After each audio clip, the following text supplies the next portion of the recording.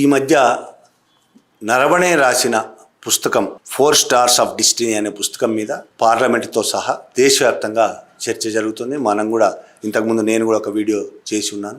ఈ పుస్తకానికి సంబంధించి జరుగుతున్న చర్చ పుస్తకం రిలీజ్ అయిందా లేదా అనే ప్రధానంగా చర్చ జరుగుతుంది. పార్లమెంటులో నరవణే రాసిన పుస్తకంలోని కొన్ని అంశాలను రాహుల్ గాంధీ లేవనెత్తిన తర్వాత ఆ అంశాలన్నీ కార్వాన్ అనే మ్యాగజైన్లో ప్రచురించారు. ఆ అంశాలను రాహుల్ గాంధీ లేవనెత్తారు.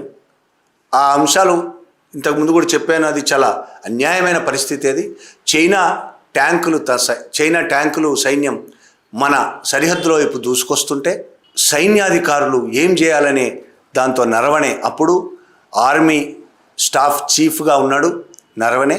ఆ నరవణేకి ఫోన్ చేసి అడిగినప్పుడు నరవణే రక్షణ శాఖ మంత్రి రాజ్నాథ్ సింగ్ ఫోన్ చేస్తాడు, అజిత్ దోవల్కి ఫోన్ చేస్తాడు, అనేక మందికి ఆ విధంగా ముఖ్యమైన నేతలకు ముఖ్యమైన అధికారులకు ఫోన్ చేస్తాడు.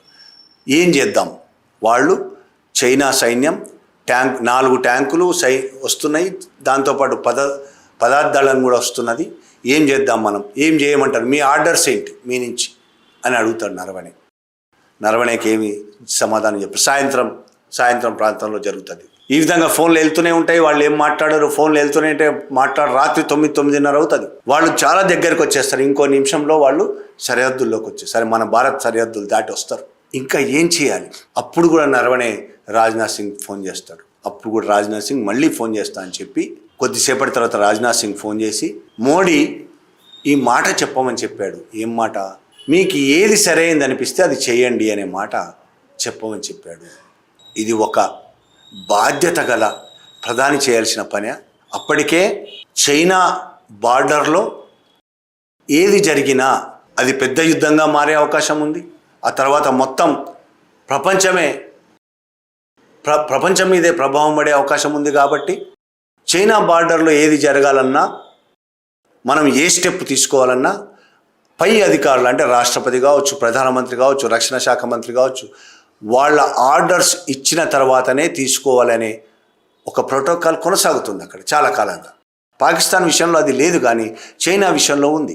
అందుకే నరవణే రక్షణ శాఖ మంత్రికి ఫోన్ చేశాడు. లేదంటే నరవణే డిసిషన్ తీసుకోనో లేకపోతే అధికారులే డిసిషన్ తీసుకొని ముందుకు పోయేవాళ్ళేమో. కానీ ఆ ప్రోటోకాల్ ఉంది కాబట్టి ఆయన నిర్ణయం తీసుకోలేక వీళ్ళ నుంచి ఆర్డర్ ఏమొస్తుందని పదే అడిగాడు. వాళ్ళ నుంచి ఏ ఆర్డర్ రాలేదు. మీకేది సరైంది అయితే ఇంత చేష్టలుడిగి చైనా సైన్యం మన మీదకి వస్తుంటే చేష్టలుడిగి ఉండిపోవడం మీద నరవణే రాశాడు. అది కార్వాన్ మ్యాగజైన్ బయటపెట్టింది. పార్లమెంటులో రాహుల్ గాంధీ దాన్ని లేవనెత్తిన తర్వాత అసలు అలాంటి పుస్తకమే రాలేదన్నాడు రాజ్నాథ్ సింగ్. దాని మీద మాట్లాడకూడదు అన్నాడు.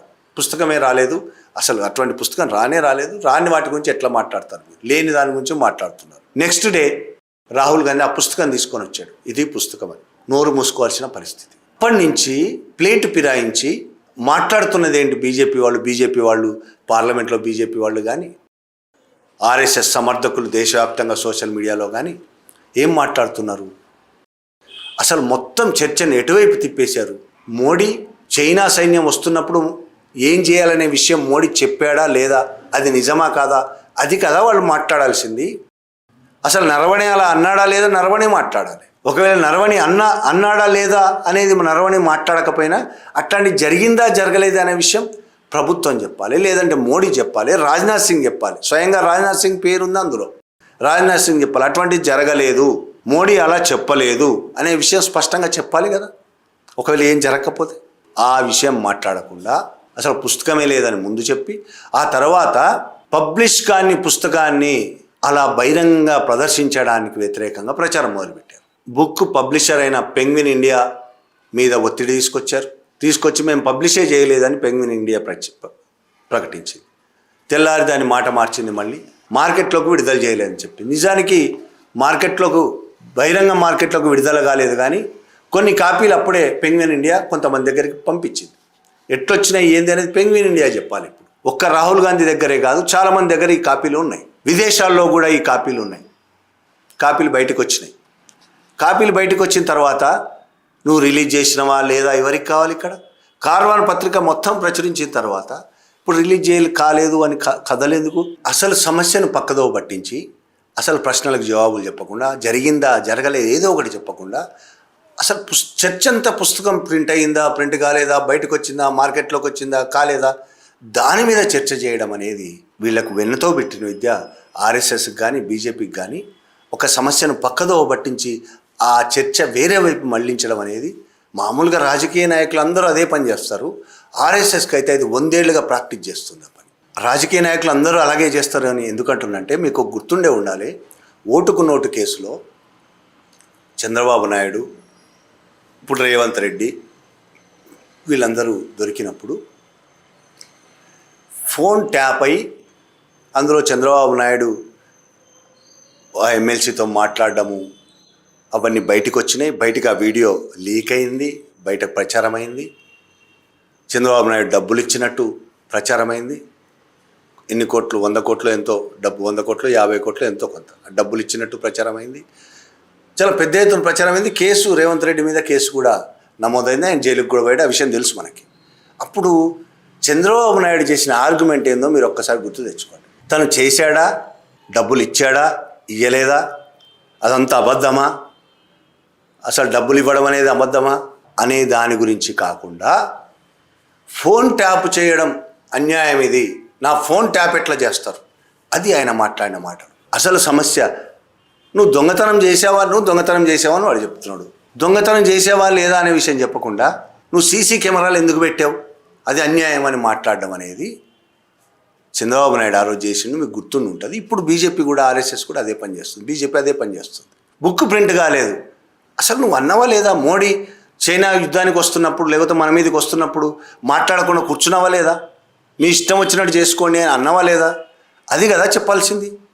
అనలేదు అని చెప్పు, పోనీ అనలేదని చెప్పు. అప్పుడు నరవణే చెప్తాడు అన్నాడో లేదో అనే విషయం.